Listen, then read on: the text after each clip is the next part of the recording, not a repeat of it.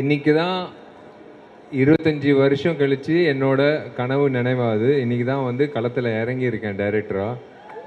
So டைரக்டராக வந்து என்ன கஷ்டங்கள்ன்றது எனக்கு இப்போது இரண்டு டைரக்டர்கள் இருக்காங்க, சமுத்திரக்கனி அண்ணன், Hari sir.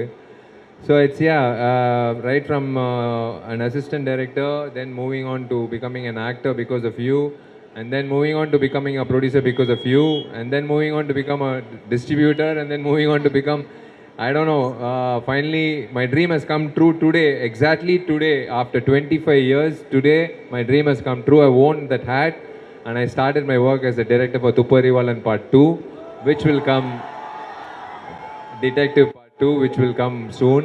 First April 26th, Ratnam, and then followed by Thuparivalan Part 2. And yes, I always believe இந்த இடம் கரெக்டாக இருந்தால் மொத்த பாடியும் கரெக்டாக இருக்கும். வெறும் ஜிம்முக்கு போய் உடம்பு ஏற்றினா வந்து வேலைக்கு